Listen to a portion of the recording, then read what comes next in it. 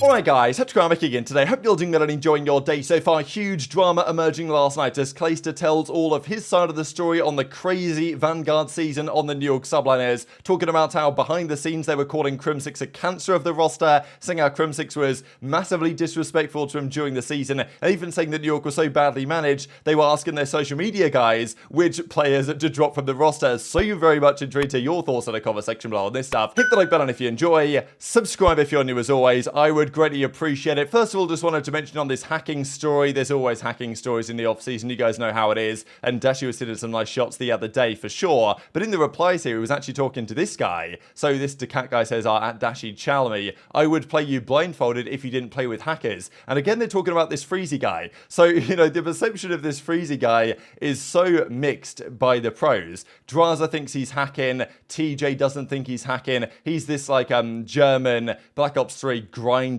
who some of the pros think is dodgy, some don't. So, you know, Dash is like, look, I'm not playing with you if you're playing with him type thing. So, I mean, yeah, Decat says, yeah, me and Freezy are down to play you for 1k prologue or something. You know, we can monitor cam or PC reset, whatever. But, you know, Dash is like, 4v4s only, I've seen your gunny already. You got carried by a hacker. So, yeah, pretty funny stuff to be fair. But, look, I don't know if they're cheating or not. It's always a thing that happens, right? And it's pretty much impossible to say without absolutely concrete proof, like we saw with Jimbo, Lau, whatever, getting just straight up banned off the servers. That's pretty concrete. Now, I did mention on Donnie Temp briefly earlier today, right, discussing how if he does decide to go to challenges and go down that route, there's, you know, the Gwyn Neptune team could be a good couple of additions to bring on as well. But he also does at Royal Ravens and say, yo, what's going on? So it doesn't seem like he wants to go back to Vegas. We think that Gorillas are probably going to build around Clay and Attach. I think Clay is very likely. I don't know if Attach is, and whether Clay and Donnie want to team together again, I don't know. So maybe if he doesn't want to go to Vegas, it leaves Ravens as an option.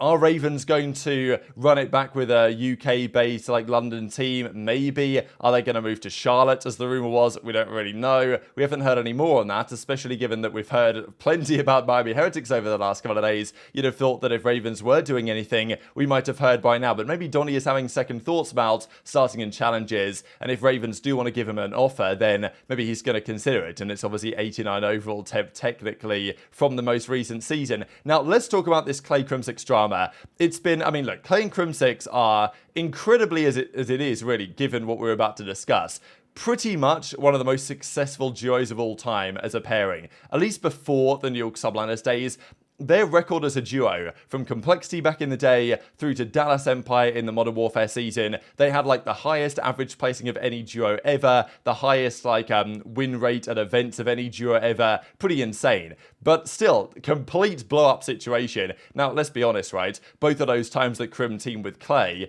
you know, Crim kind of probably played a part in getting Clay dropped from the team. So Clay does actually admit in this that he probably shouldn't have just done this with Crim again because he should have known what was coming. But a really great episode here, that the episode of the exclusive podcast with the Stocksman discussing all sorts of stuff. And Clay was really open on this, and it was great to hear his perspective on so many different things. And there was some talk about this, and we'll get into that in just a second right about now. So if you guys aren't familiar with the story, at the start of the Vanguard season, New York Subliners was an absolute disaster. They'd put Clay and Crim together on the same team. Obviously, HyDra was there as well. They had Neptune was on the team. And then, you know, they eventually made the change for Royalty because they weren't doing so well. And there was all sorts of drama happening behind the scenes in that camp that we knew that was going on at the time. But it wasn't clear until mid and then after the season, the extent of it. You guys know, I'm sure, that the Drill, the Crim, the HyDra thing on the flank, they all aired out their beef. But there was plenty of beef as well that Clay could have got into. But he actually decided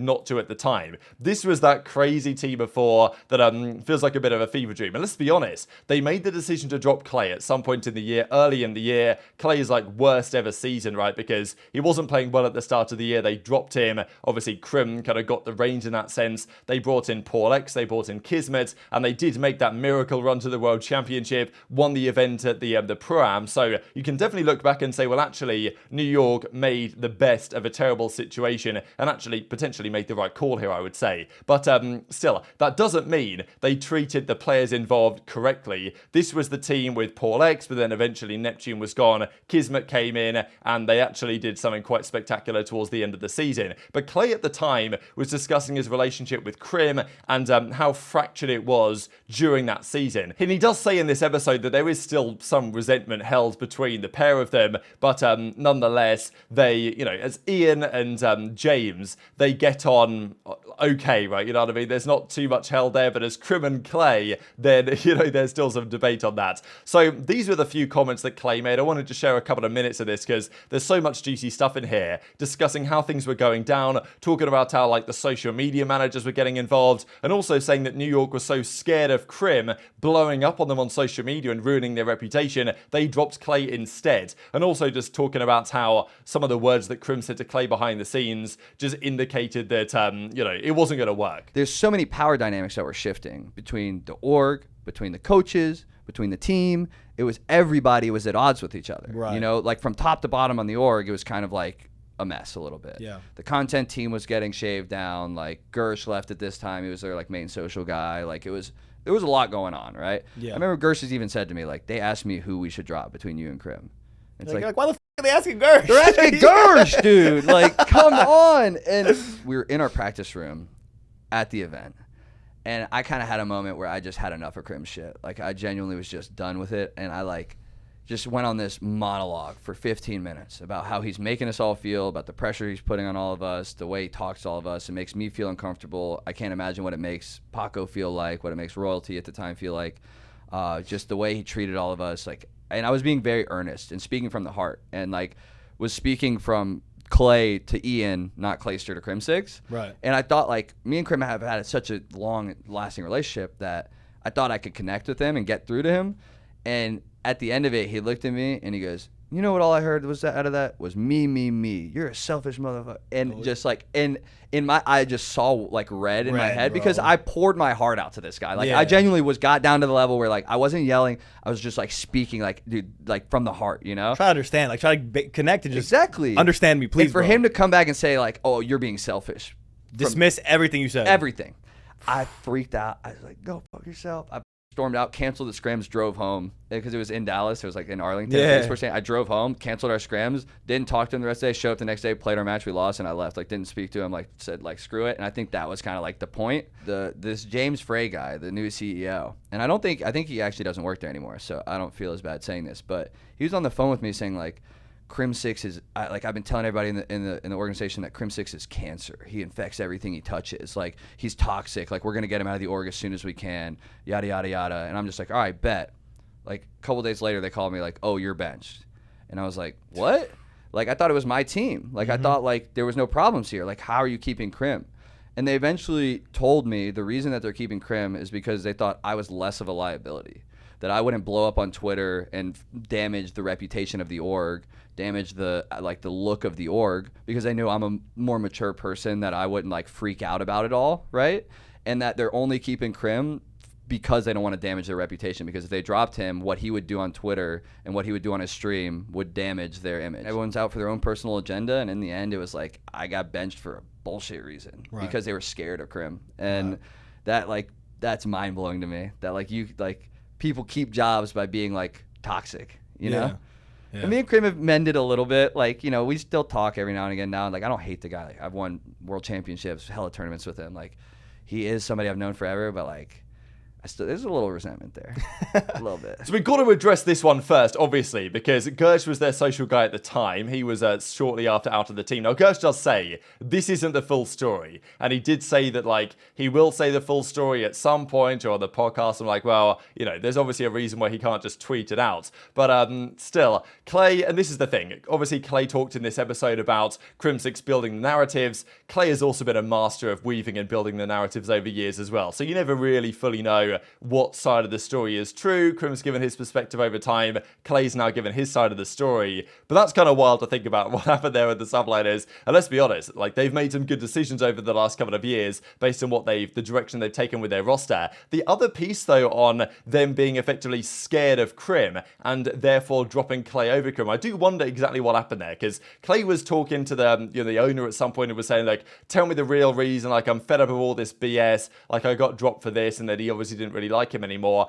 You know, did they tell Clay that to kind of like soften the blow, or was that actually a large part of the reason? Because, like, let's be honest, if Crim was benched, he would be blown up about it, no doubt about it. And, you know, it would have gone pretty wild. Was that the reason they kept Crim instead of Clay? Difficult to say. I mean, I guess that was after this massive blow up they had as well, where there was all this confrontation going on, and Crim was just being a terrible teammate to the entire team. And I can certainly see that side of the story being true, because let's be honest, the rumors that we heard in Cold War on the Dallas Empire team was that Crim was a pretty terrible teammate that year and got, you know, in Clay's opinion, way too arrogant. And maybe after he won the World Championship in 2020, he just thought like he's absolutely undefeated, best player of all time, because he kind of cemented it really with that 2020 World Championship win. And ever since then, it was you know, apparently an absolute disaster. So I think definitely there's some truth in what Clay is saying on this point. And yeah, I'm not surprised if Crim was acting in that way behind the scenes. So it would be nice to see them have something of a conversation about this at some point. Like, Crim's obviously a really interesting and in some ways kind of strange character,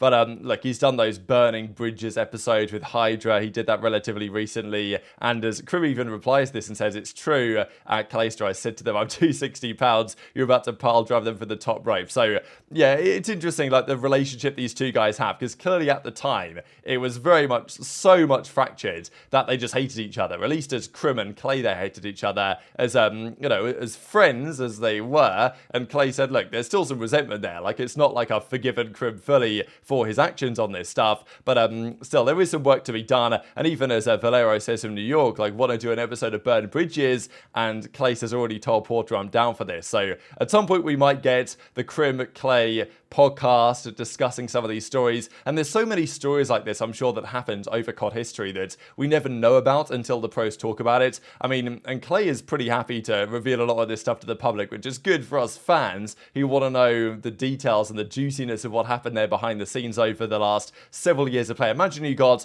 you know, Clay, Crim, even let's say you just did the OpTic Dynasty podcast. That might not happen. Crim doesn't want to do it on OpTic's channels and all this stuff. But let's say you did like a Complexity Dynasty podcast where you got, you know, Clay, Karma, Aches, Crim, and TP or whatever, and you got all those five together. Like, the amount of stories that would be coming out of that would be incredible. So, you know, it's content that I would like to try and find a way, if we could pull it off in the scene, it'd be rather entertaining, I think. And just one final thing before we close out the video here. A couple of days ago now was on this day when Shotzzy was awarded the MVP in his inaugural season as a player. I know there was a bit of drama about this, actually, because these were his MVP numbers for the season, and 96 overall on the Lineman cards, and that was based on these numbers, so not necessarily the KD.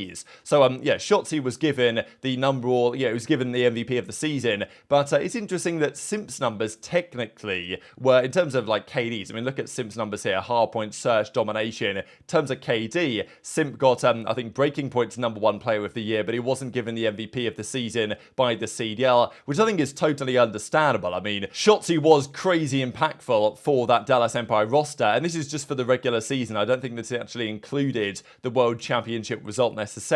So, you know, I guess it's interesting, right? There's a debate between them, and many people would say, oh, well, look at the Lineman cards, Simp deserved it. But I think there's a little bit more to it than that. But very much enjoyed your thoughts and all this stuff in the comment section below. Hit the like button if you enjoyed. Subscribe if you're new. Take care, and I'll see you next time.